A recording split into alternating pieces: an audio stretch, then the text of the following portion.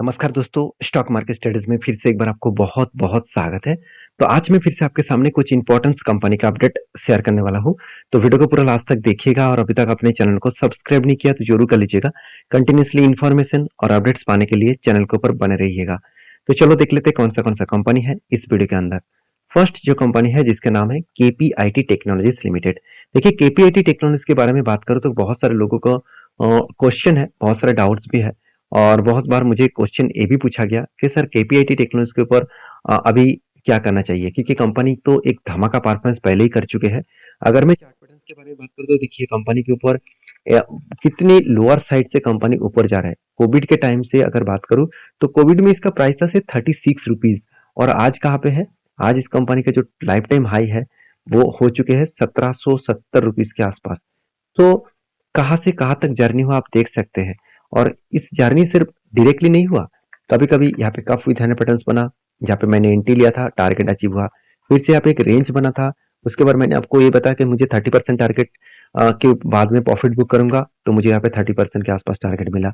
तो फाइनली फिर से एक बार यहाँ पे रेंज क्रिएट हुआ और उस रेंज के बाद मैं इंतजार कर रहा हूँ यहाँ पे एक कप भी बना और यहाँ पे एक हैंडल बटन भी कंप्लीट करे। अगर हैंडल बटन कंप्लीट करे तो यहाँ पे फिर से मैं एक एंट्री लेने के लिए तैयार रहूंगा। अगर एंट्री हुआ तो फिर से ऊपर साइड में 19% के आसपास टारगेट मिलने का चांसेस है। तो देखिए जो लोग सोच रहे हैं कि अभी कंटिन्यूसली सर करेक्शन हो रहा है तो अभी क्या करूं, देखिए मैं बता दूं आपको, जो लोग डायरेक्टली ना सोचकर समझकर काम कर रहे थे तो उसके लिए तो ये सारी चीज नेगेटिव लगेगा। क्योंकि जो कंपनी लगातार हाई करते चले जा रहा है तो उसके ऊपर सारी चीजों को ध्यान रखिएगा। क्यों वो भाग रहा है, क्या सही में उस कंपनी का परफॉर्मेंस अच्छा है, क्या सही में वो ऊपर जाने का कैपेबिलिटी रखते हैं, उस बात को ध्यान रखना। ध्यान से एक चीजों को देखना। अगर मैं टेक्निकली चार्ट पैटर्न्स के बारे में चर्चा करूं तो यहाँ पे जो रेंज बना, इस रेंज को बहुत बार वो रिटेस्ट किया। जैसे यहाँ पे रिटेस्ट किया, यहाँ पे भी किया, यहाँ पे भी किया और यहाँ पे भी किया। मतलब एक बार, दो बार, तीन बार, चार चार बार यहाँ पे रिटेस्ट किया, उसके बाद ऊपर गया। और ऊपर जाने के बाद यहाँ पे देखिए एक रेंज के हिसाब से कंपनी काम कर रहा है। इस रेंज के हिसाब से कंपनी काम कर रहा है और फाइनली इस रेंज को अगर ब्रेकआउट करे तो एक लंबा जर्नी यहाँ पे देखने को मिल सकता है। बाकी इस कंपनी के ऊपर आपके क्या डिसीजन है जरूर मुझे कमेंट्स करके बताना। तो हमेशा आपको इस कंपनी के परफॉर्मेंस को देखना चाहिए। तो पहले परफॉर्मेंस के बारे में बात करूं तो मैं सबसे पहले कंपनी के कैपेक्स के बारे में चर्चा करूंगा। देखिए कंपनी कितने कैपेक्स को बढ़ा चुके हैं वो देख सकते हैं। 2019 में कैपेक्स था सिर्फ 26 करोड़, 2020 में करीबन 67 करोड़। उसके बाद धीरे धीरे करके वो कैपेक्स बढ़ता हुआ देखने को मिले और टोटल जो कैपेक्स अभी देखने को मिले लाइफ टाइम का, अभी देखिए कंपनी का लास्ट जो कैपेक्स देखने को मिले करीबन करीबन 161 करोड़ के आसपास। तो कैपेक्स भी अच्छा खासा ग्रोथ हुआ। उसके साथ साथ आप देखेंगे तो कंपनी के जो ग्रोथ है आरओसी आरओई का, वहां पे भी अच्छा खासा सिचुएशन देखने को मिला। अभी देखिए कंपनी के आरओई जो एवरेजली आपको 15% के ऊपर दिखेगा, मगर इस साल में कंपनी 23% दिखा चुके हैं। अच्छा खासा ग्रोथ हुआ। और नेट मार्जिन भी देखेंगे तो कंपनी का 5 साल में जो प्रॉफिट मार्जिन 9% के आसपास हुआ था, 3 साल में 9% और इस साल में कंपनी 11%, 11.5% तक लेके गया है। मतलब प्रॉफिट भी अच्छा खासा हुआ। और आरओसी वहां पे 18% का 5 साल में देखने को मिले, 3 साल में 20% का और लास्ट ईयर में 24% के आसपास देखने को मिले। और डेप्थ के बारे में बात करूं तो डेप्थ एकदम ना के बराबर देखने को मिला है। तो इसका मतलब कंपनी के ऊपर अच्छा खासा यहाँ पे ग्रोथेबल सिचुएशन देखने को मिले। बाकी इस कंपनी के ऊपर सारे पॉइंट्स अच्छा होने के कारण, जैसे कंपनी का सेल्स का ग्रोथ, प्रॉफिट का ग्रोथ, सब कुछ आपको बेस्ट तरीके से देखने को मिले। तो सेल्स भी बढ़ा, प्रॉफिट भी बढ़ा और साथ ही साथ नेट प्रॉफिट भी अलग लेवल में ग्रोथ हुआ। इस सारी चीजों को पॉजिटिव होने के कारण कंपनी में एक मैसिव जंप देखने को मिल सकता है। बाकी एज ए इन्वेस्टर, प्रोमोटर से लेकर एफएसडीएस पब्लिक हर किसी ने निवेश करके रखा है। अगर मैं यहाँ पे आपके साथ शेयर करूँ तो जो म्यूचुअल फंड कंपनी ने कुछ माल बेचा, उसका फायदा डायरेक्ट आप देखेंगे तो आधा, मतलब बाकी म्यूचुअल फंड के साथ साथ जो इंस्टीट्यूशन है, एफएस जो इंस्टीट्यूशन है वो भी माल खरीद कर रखे हैं 4.5% के आसपास, 5% के आसपास। और आप देख सकते हैं कंपनी के ऊपर सबसे ज्यादा इन्वेस्टमेंट एफआईएस ने किया। तो लगातार वो इसीलिए बाई हो रहा था, लगातार वो इसीलिए भाग रहे थे क्योंकि इंस्टीट्यूशन इतना तगड़ा बाइंग करके रखे हैं, क्योंकि उसको पता है कि इस कंपनी एक धमाका परफॉर्मेंस करने वाला है। तो केपीआईटी टेक्नोलॉजीज के ऊपर एक वीकनेस पॉइंट मैं आपको पहले से बता दूं कि इस कंपनी के ऊपर वीकनेस पॉइंट यही है कि कंपनी सिर्फ ऑटो सेक्टर के ऊपर डिपेंडेंट है। अगर ऑटो सेक्टर कल परफॉर्मेंस खराब करे तो इस कंपनी का हालत भी खराब हो जाएगा। तो इस बात को आपको याद रखना है। बाकी इस कंपनी के ऊपर आपकी क्या राय है जरूर कमेंट्स करना। नेक्स्ट जो कंपनी उसका नाम है IREDA, मतलब Indian renewable energy development agency.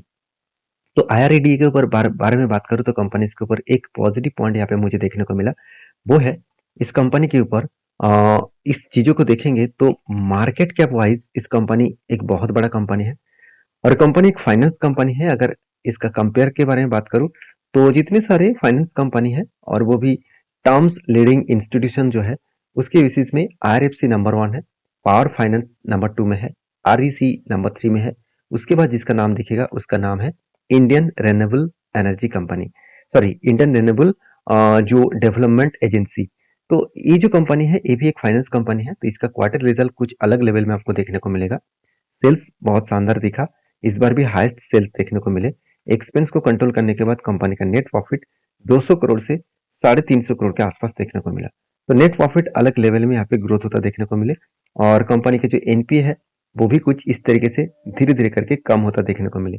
मतलब एनपीए भी कम हुआ और कंपनी का नेट प्रॉफिट भी बढ़ा और यही कंपनी की खासियत तक लेके जाएंगे।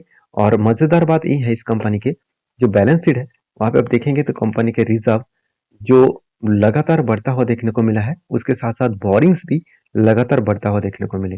जो 18,000 करोड़ के आसपास बोरिंग्स था वो इस बार 40,000 करोड़ बन चुके हैं। लास्ट 5 ईयर में कंपनी का बोरिंग्स डबल हो चुके हैं। तो बोरिंग्स बनना मतलब कंपनी के पास ज्यादा पैसा आना और ज्यादा पैसा आएंगे तो उस पैसे को वो लोन के हिसाब से दे पाएंगे और लोन से वो अच्छा खासा इंटरेस्ट कमाएंगे। तो कंपनी अभी रेलवे सेक्टर के ऊपर ही लोन प्रोवाइड कर रहा है, सोलर प्रोजेक्ट के ऊपर।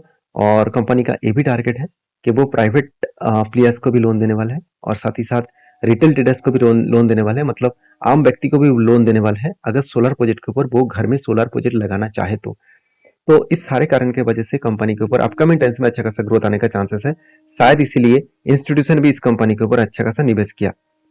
तो इंडियन रिन्यूएबल एनर्जी के ऊपर एक चीज मैं और भी बता दूं, कंपनी के ऊपर देख सकते हैं किस तरीके से यहाँ पे अच्छा खासा यहाँ पे होल्डिंग्स इंस्टीट्यूशन भी करके रखे हैं। और चार्ट पैटर्न्स के बारे में बात करें तो जो लोग सोच रहे हैं कि सर इस तरीके से करेक्शन हुआ और उसके बाद रिकवरी हुआ था क्या ऊपर जाएगा, मैं आपको ये भी बताया था कि यहाँ पे जिस तरीके से करेक्शन हुआ और जिस तरीके से यहाँ पे पैटर्न क्रिएट हो रहा है, मुझे लग रहा है कि एक फॉल देखने को मिलेगा और 122 रुपीज तक आने का चांसेस रहेगा क्योंकि इसके बीच में कोई भी इसका सपोर्ट रेंज नहीं है। फाइनली इसका सपोर्ट जो मिलेगा 125 रुपीज के आसपास, 125 से 122 रुपीज के आसपास, क्योंकि यहाँ पे रेंज क्रिएट किया उसके बाद ब्रेकआउट हुआ और एक लंबा धमाका यहाँ पे कर चुके थे। देखिए कंपनी जब से लिस्टिंग हुआ तब से लेकर एक अच्छा खासा परफॉर्मेंस करके कंपनी करीबन 300% का रिटर्न दे चुके हैं और वो भी सिर्फ 6 मंथ के अंदर अंदर। तो 6 to 7 मंथ के अंदर अंदर कंपनी आपको 300% के आसपास रिटर्न दे चुके हैं। तो सोचिए कितना बड़ा, सॉरी तीन तीन मंथ में ज्यादा बोल दिया, एक्चुअली 6 मंथ ज्यादा बोल दिया, 3 मंथ के अंदर अंदर।